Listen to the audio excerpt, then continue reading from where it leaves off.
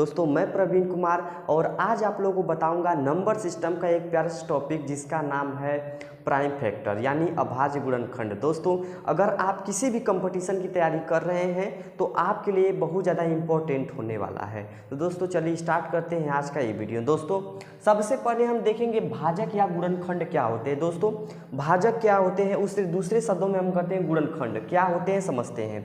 भाजक का मतलब होता है कि किसी भी संख्या को जितने भी संख्या पूर्ण रूप से डिवाइड करेंगी, पूर्ण रूप से इसमें भाग दे देंगी, वे समस्त संख्याएं उसका क्या कहलाएंगी, भाजक कहलाएंगी। अब बोलने में तो ये है दोस्तों, अब समझिए आप पूरे डिटेल से। देखिए भाजक क्या कहते हैं। मान लीजिए कि 12 एक संख्या है। क्या है दोस्तों, 12 एक संख्या है।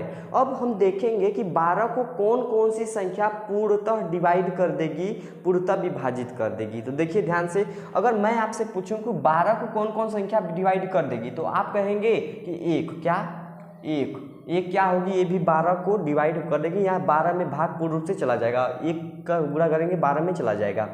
अब एक बात और बताएंगे हमको कि क्या 2 भी क्या इसमें चला जाएगा, और क्या कहेंगे 3 का भी इसमें भाग चला जाएगा, और आप कहेंगे कि सर 4 का भी इसमें भाग चला जाएगा, और क्या करेंगे 6 का भी इसमें भाग चला जाएगा, और क्या हो जाएगा 12 का भी भाग चला जाएगा।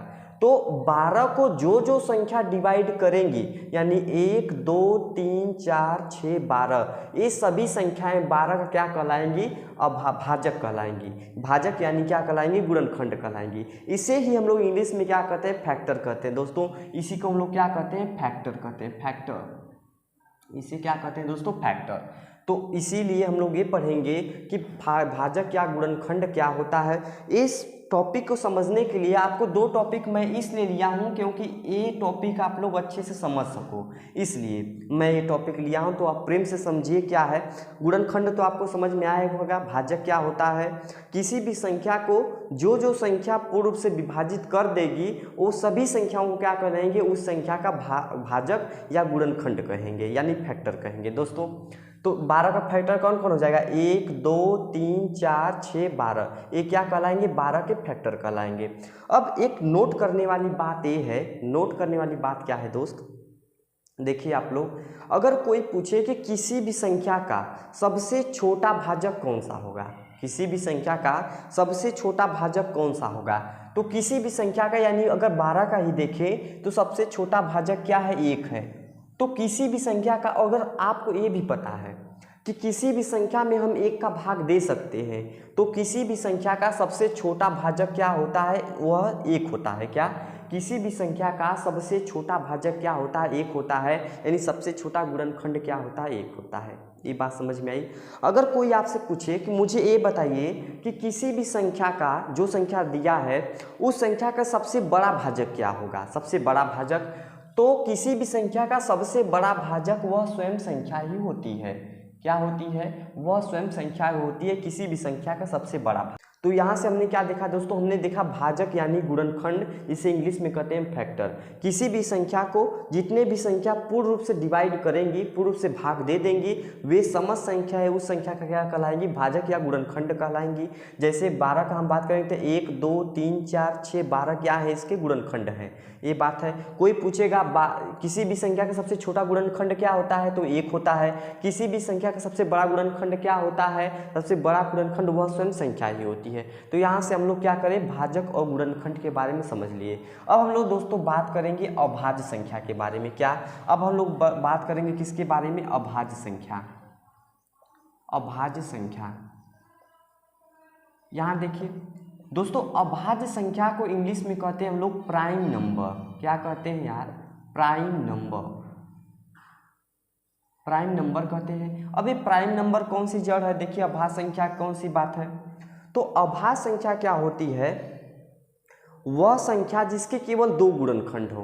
क्या, वह संख्या जिसके केवल 2 गुणनखंड हो उसे क्या कहते हैं, अभाज्य संख्या कहते हैं। या वो संख्या जिसको केवल 2 संख्या भाग दे सके, उसमें कौन कौन संख्या होगी, या तो एक होगी या तो वह स्वयं संख्या ही होगी। तो दूसरे लोग क्या कहते हैं इसको कि किसी भी संख्या को वह संख्या भाजक कहलाएगी जब उसको क्या करे, एक डिवाइड करे, एक से भाग चला जाए और स्वयं से भी भाग चला जाए, तो उसे क्या कहते हैं हम लोग, अभाज्य संख्या कहते हैं। जैसे अगर हम 2 की बात करें तो 2 को एक भी पूर्ण रूप से डिवाइड कर देगा, ये पूरा भाग दे देगा, और क्या करेगा, 2 भी भाग दे देगा। मुझे बताइए कि 2 को और कोई संख्या डिवाइड कर सकता है क्या, और कोई संख्या भाग दे सकता है क्या? तो आपका जवाब होगा क्या दोस्तों, और कोई भाग नहीं दे सकता है। केवल 1 और 2 ही ऐसी संख्या है जो इसको भाग दे सकती हैं, यानी कि क्या हो जाएगी, ये 1 और 2 क्या हो जाएगी, इसका मतलब 2 क्या है, एक अभाज्य संख्या है। अगर हम बात करें 5 की, तो 5 को कौन कौन डिवाइड कर देगा, 1 भाग दे सकता है, इसको क्या कर सकता है, 5 भी भाग दे सकता है। तो क्या करेंगे, आप कहेंगे 5 क्या है, एक प्रकार की अभाज्य संख्या है। क्यों अभाज्य संख्या है, क्योंकि इसके केवल क्या है, केवल 2 गुणनखंड है। तो अभाज्य संख्या की परिभाषा ऐसे भी होती है कि वह संख्या जिसका केवल एक से कटे और स्वयं से कटे, वो क्या कहलाती है, अभाज्य संख्या कहलाती है। अगर नॉर्मल से देखें तो जिसके केवल 2 गुणनखंड होते हैं उसे हम लोग क्या कहते हैं, अभाज्य संख्या कहते हैं। अगर हम 4 की बात करें दोस्त, तो यहाँ तो 4 को कौन कौन डिवाइड करेगा, या तो एक का भाग भी चला जाएगा 4 में, और 2 का भी भाग चला जाएगा 4 में, और 4 का भी भाग चला जाएगा 4 में। तो हम कहेंगे इसके कितने गुणनखंड हो गए, इसके 3 गुणनखंड हो गए। जब इसके 3 गुणनखंड हो गए तो ये अभाज्य संख्या नहीं रह जाएगी, बल्कि क्या हो जाएगी, भाज्य संख्या हो जाएगी।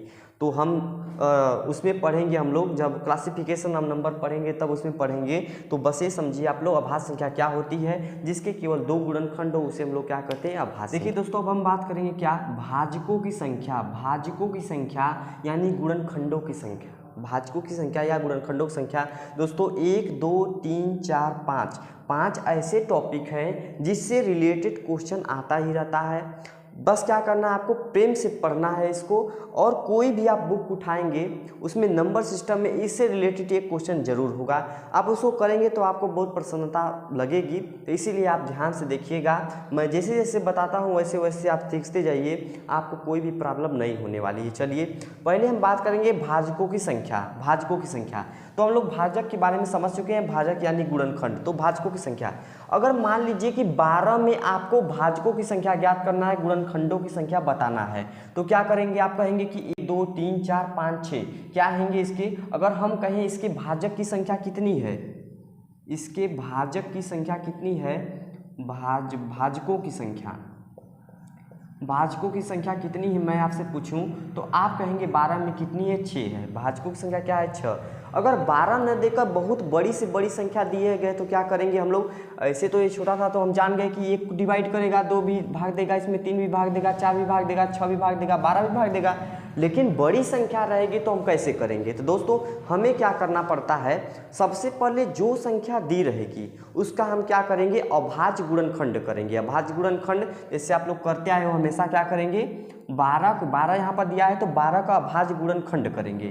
तो 12 का हम अभाज्य गुणनखंड करेंगे तो क्या हो जाएगा, यहाँ से 2 से करेंगे तो क्या हो जाएगा 6, फिर 2 से करेंगे तो हो जाएगा 3 से करेंगे तो दोस्तों कितना हो जाएगा 1, क्या हो जाएगा 1।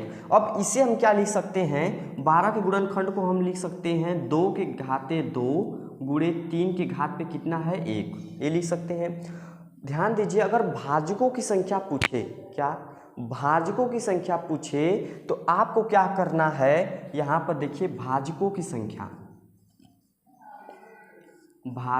संख्या यानी गुणनखंडों की संख्या पूछे तो आपको क्या करना है, पहले जो नंबर दिया रहेगा उसका आपको क्या करना है, अभाज्य गुणनखंड करना है। इस प्रकार से आपको लिख लेना है। उसके बाद क्या हम करेंगे कि घात में जो भी संख्या, 2 की घात पे ये आधार है और ये घात होता है ना, ये आधार है, क्या होता है, ये घात है। तो घात में जो भी संख्या रहेगी उसमें 1 बढ़ाकर गुणा कर देंगे। तो 2 में 1 जोड़ेंगे, 1 बढ़ाएंगे तो क्या हो जाएगा 3 गुणे, यहाँ से 3 के घात पे कितना 1 ना, तो 1 घात पे है तो 1 में 1 जोड़ेंगे तो कितना होगा 2 हो जाएगा।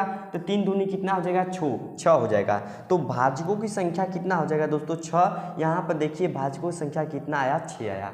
तो इस प्रकार से हमने देखा कि भाजकों की संख्या कैसे आप ज्ञात करते हैं। क्या करना है, कुछ भी नहीं करना है मेरे दोस्त, आपको क्या करना है, पहले जो भी संख्या दिया रहेगा उसका आपको अभाज्य गुणनखंड करना है। पहली बात, अभाज्य गुणनखंड करने के बाद इस प्रकार से आप लिख देना है, घात में जो भी संख्या रहेगी उस संख्या में एक एक जोड़ के, इस संख्या में 2 है ना, तो 2 में 1 जोड़ेंगे 3 हो जाएगा, घात पे 1 है 1 जोड़ेंगे, सबका गुणा कर देना है। 6 यहाँ से आया, अगर छोटी संख्या है तो 6 देखिए यहाँ भी आया था, तो आराम से हम लोग भाजकों की संख्या ज्ञात कर सकते हैं। और हम लोग बड़ी संख्या लेते हैं और उसमें देखते हैं कि भाजकों की संख्या कैसे आप लोग। दोस्तों मान लीजिए कि आपको दिया है, प्रश्न में दिया है कि 120 में भाजकों की संख्या कितनी है, तो आपको क्या बताएंगे, यानी 120 में गुणनखंडों की संख्या कितनी है, फैक्टर कितने होंगे, इस प्रकार से प्रश्न पूछ सकता है। तो क्या करेंगे, फर्स्ट हमारा स्टेप क्या है, अभाज्य गुणनखंड करना।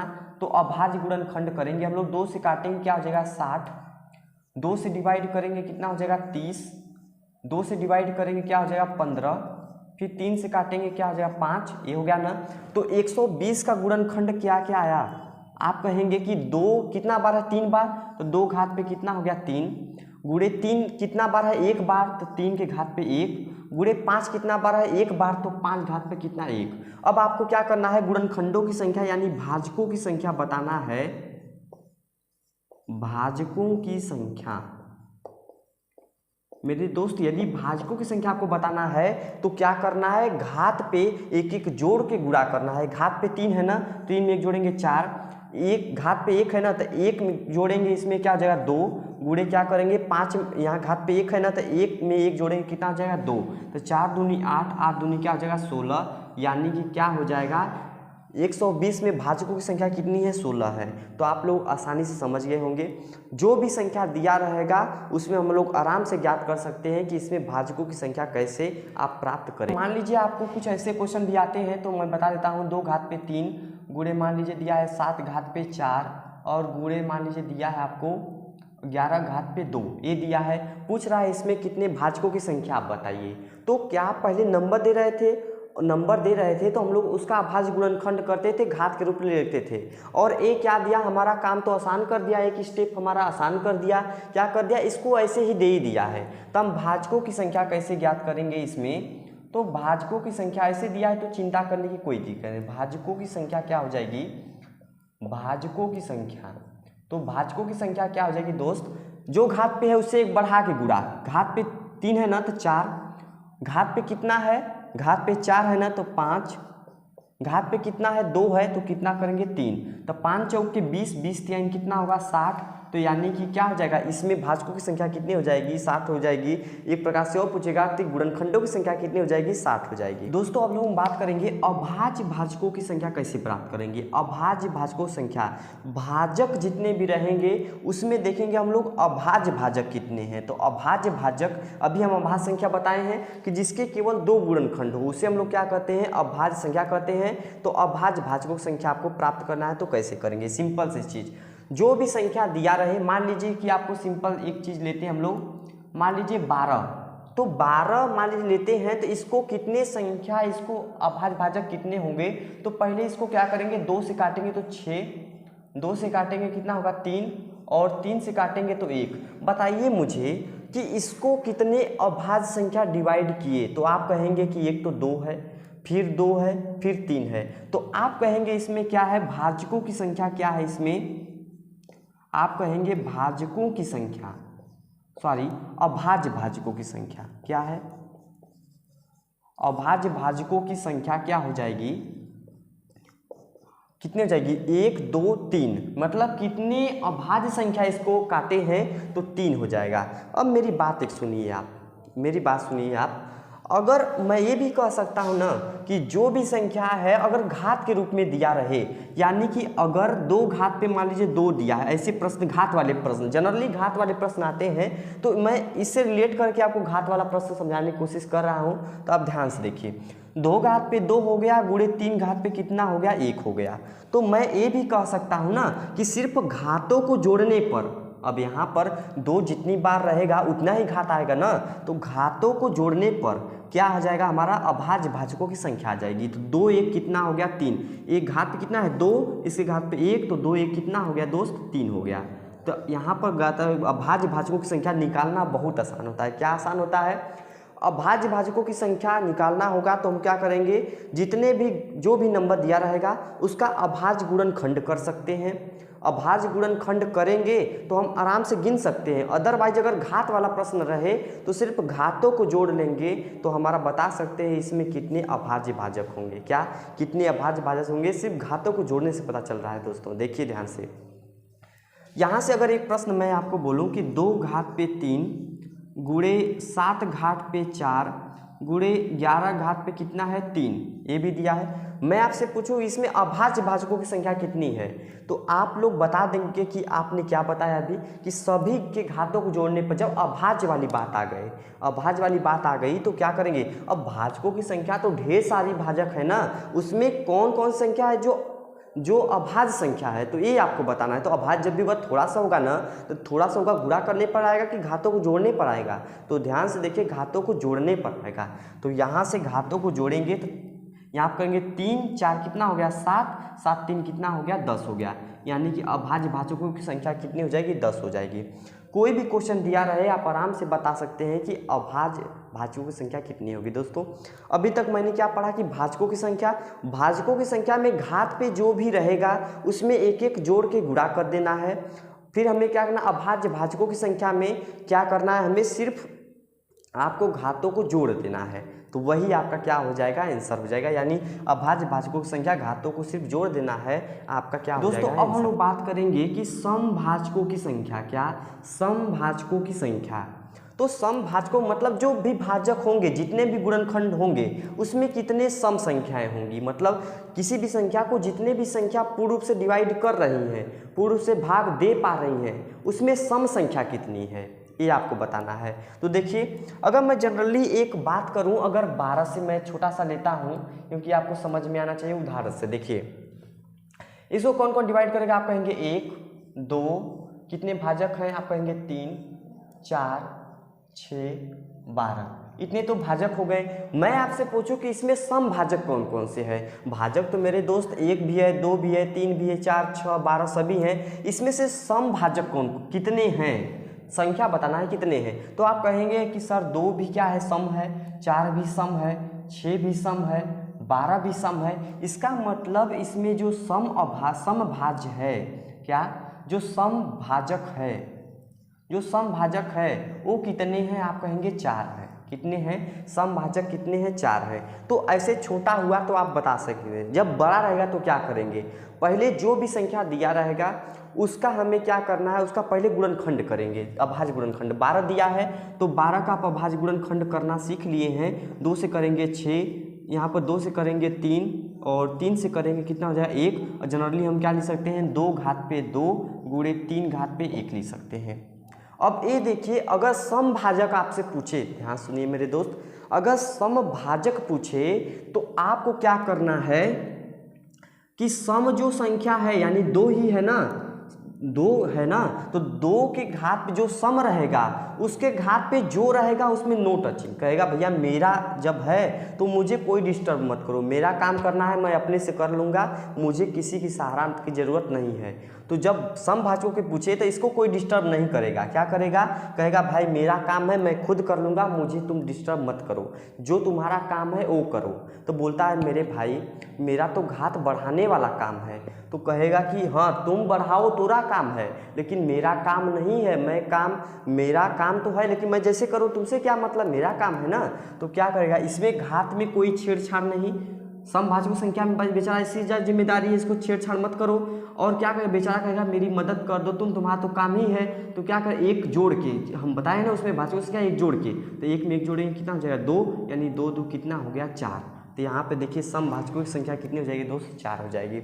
आप रिलेट कर पा रहे हैं ना किसी भी संख्या को, मैं इसलिए उदाहरण दे रहा हूँ आपको कि आप समझ सकिए। जनरली क्वेश्चन आते हैं या तो बड़े बड़े क्वेश्चन से 120 दे दिया, उसका गुणनखंड करने के बाद कितने समभाजक होंगे, या तो आपको डायरेक्ट क्वेश्चन देता है घात में कैसे रहेंगे तब उसका कैसा करेंगे। तो घात में रहेगा तो जहाँ भी सम संख्या दिख गया उसके घात को कोई आप डिस्टर्ब मत करिए, उसके घात को वही लिख दीजिए, बाकी घातों को एक एक जोड़ के गुणा कर दीजिए। तो मैंने क्या किया है, यहाँ से एक इसमें जोड़ के गुणा कर दिया, हो जाएगा 4। दोस्तों अगर आपसे पूछ दिया कि 240 है, इसके समभाजकों की संख्या, जनरली ये क्वेश्चन आते हैं, समभाजकों की संख्या क्या है? तो जनरली क्या करेंगे आप, सबसे पहले आप करेंगे इसका गुणनखंड। तो 2 से करेंगे तो 120, 2 से करेंगे तो 60, 2 से मेरे दोस्त करेंगे तो आप आएगा 30, 2 से करेंगे तो आएगा 15, 3 से करेंगे तो आएगा 5, 5 से करेंगे तो आ जाएगा 1, ये आ जाएगा। यानी क्या हो जाएगा, 2 घात पे 1 2 3 4, 2 घात पे 4 गुणे 3 कितनी बार है, 1 बार, और 5 कितनी बार है, 1 बार है।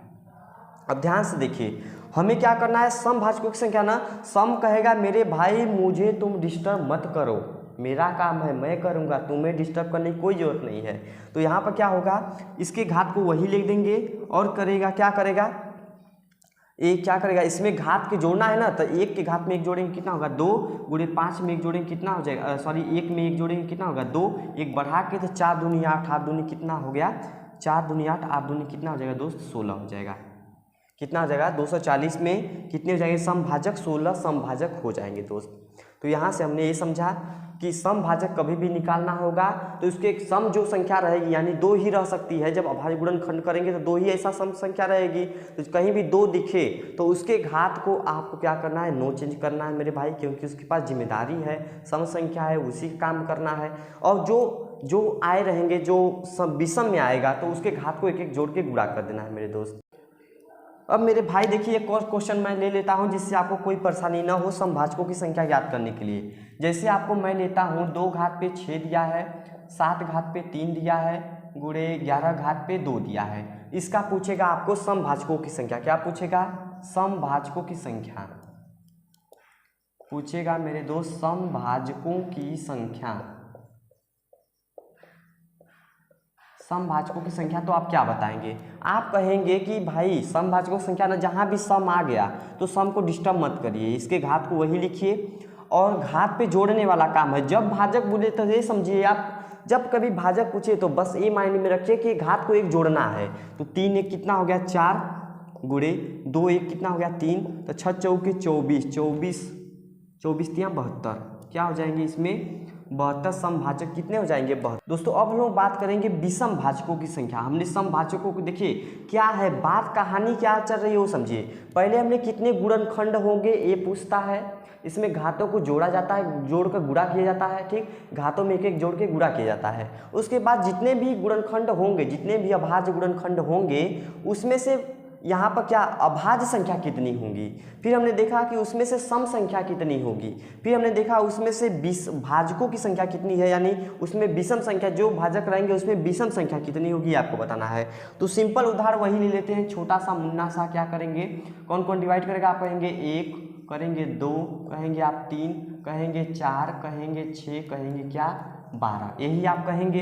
तो मुझे बताइए इसमें जो भी 12 के भाजक हैं, 12 के जो भी भाजक हैं, जो भी गुणनखंड है, तो उसमें विषम संख्या कौन कौन सी है। तो आप कहेंगे 1 और 3, यानी 12 में तो बहुत नाइंसाफी हो गया, विषम संख्या कितनी हो गई, 2 ही रह गई। सम संख्या 1 2 3 4 थी, विषम संख्या कितनी हो गई, 2 रह गई। तो यहाँ पर अगर कोई पूछेगा इसमें विषम भाजक की संख्या, विषम भाजकों की संख्या, तो आप क्या कह देंगे मेरे दोस्त, आप कहेंगे कि सिर्फ 2 ही तो मिला। क्या मिला, 2 ही मिला, 1 और 3 2 ही मिला। तो अगर जनरली बड़े क्वेश्चन रहेंगे तो कैसे करेंगे, यानी घात के रूप में रहेंगे तो कैसे करेंगे। जैसे अगर मान लीजिए 12 दिया है तो 12 का सबसे पहले जो भी रहेगा उसका अभाज्य गुणनखंड करना काम ही है आपका, क्योंकि प्राइम फैक्टर चैप्टर का नाम ही है। तो यहाँ पर करेंगे 2 से करेंगे क्या हो जाएगा 6, 2 से करेंगे मेरे दोस्त 3, 3 से करेंगे कितना हो जाएगा 1, यानी कि 12 क्या हो जाएगा 2 घात पे 2 गुणे 3 घात पे कितना हो गया 1 हो गया। अब हमें देखिए समभाजकों की संख्या में क्या करना था कि सम को कोई डिस्टर्ब मत करो, उसकी घात को वही लिख दो और क्या करना है घात को इसको जोड़, मतलब घात में 1 जोड़ के गुणा कर देना है। और विषम क्या कहता है, विषम कहेगा भाई तुम बोल रहा था ना, जब तुम्हारे घर आए थे तो तुम बोल रहे थे कि मुझे डिस्टर्ब मत करो, तो तुम मेरा काम है तुम मेरे पास अइबा मत करो, क्या करो तुम मेरे पास मत आओ और मैं अपना काम खुद संभाल लूँगा। तो क्या करता है ये विषम भाजक, क्या कहता है, ये कहता है भाई मुझसे तुमसे कोई मतलब नहीं है, तुम जब मेरे घर आए थे तुम कहे थे मुझे डिस्टर्ब मत करो, और ये जब क्या कहेगा कि मैं अकेले ही संभाल लूँगा, तो हम लोग जानते हैं कि जो मान लीजिए विषम भाजक है तो इसके घात को 1 है तो घात में क्या करेंगे 1 जोड़ देंगे, क्या हो जाएगा, अगर कई सारे विषम रहता तो घात एक जोड़ के गुणा कर देते, लेकिन एक ही है तो एक एक कितना हो गया, 2 हो जाएगा। तो यहाँ से विषम भाजक कितने हो जाएंगे, विषम भाजकों की संख्या 2 हो जाएगी। तो इस प्रकार से हमने समझा कि विषम भाजक संख्या क्या है। सम, देखिए कन्फ्यूज आपको करेगा, क्या करना है, सम भाजक जो भी रहेगा, सम भाजकों की संख्या ज्ञात करना है। तो सम यानी 2, कहीं भी 2 अभाज्य संख्या में 2 ही ऐसी सम संख्या रहेगी, सम संख्या यानी अभाज्य संख्या भी है, सम संख्या भी है। तो 2 जब कभी भी दिखेगा तो 2 के घात पे क्या करना है, सेम वही रखना है, बाकी सबको एक एक गुणा करके जोड़ देना है। विषम संख्या में क्या करना है, विषम संख्या जब ये 3 ये 2 है, इसको कमी महसूस होगी तो वो भी लेंगे इसके घात वाला, लेकिन विषम वाला 3 नंबर का है ना, 3 अंक का है, तो क्या कहेंगे इसे, इसके कोई कमी नहीं है, ऑलरेडी 3 है, तो क्या करेगा, कहेगा सम, तुमसे मतलब नहीं है, तुम अपना काम करो, मैं क्या करूँगा, मैं जो करूँगा मैं अपने ही घात क्या कर एक एक जोड़ के गुणा करूँगा, तुमसे मतलब नहीं है। तो यहाँ से क्या हो गया 2। तो चलिए और क्वेश्चन ले लेते हैं हम लोग, और 60 लेते। 60 में कोई पूछेगा कि विषम भाजकों की संख्या कितनी है 60 में, तो 60 का पहले आप गुणनखंड करिए, 2 से करेंगे तो 30, 2 से करेंगे तो कितना होगा 15, 3 से करेंगे तो 5, 5 से करेंगे तो कितना होगा 1, यानी गुणनखंड कितना हो गया 60 का, हो गया 2 घात पे कितना, 2 घात पे 2 गुणे 3 घात पे 1 गुणे 5 घात पे कितना हो गया 1। तो क्या करना है, अगर विषम पूछे तो विषम 3 अंक का है ना, तो क्या सम विषम 2 ही चीज में देखना है, तो विषम 3 अंक का है, इसका मतलब इसे क्या, इससे कोई मतलब नहीं, क्या करना है, घात में एक एक जोड़ेगा, तो घात में 1 है तो क्या हो जाएगा 2 गुणे घात पे 1 है तो कितना होगा 2, तो 2 दूनी कितना हो गया 4 हो गया। तो यहाँ से 60 में भी कितने हो जाएंगे, विषम भाजकों की संख्या कितनी हो जाएगी दोस्त, 60 हो जाएगी। तो इस प्रकार से आप समझना है।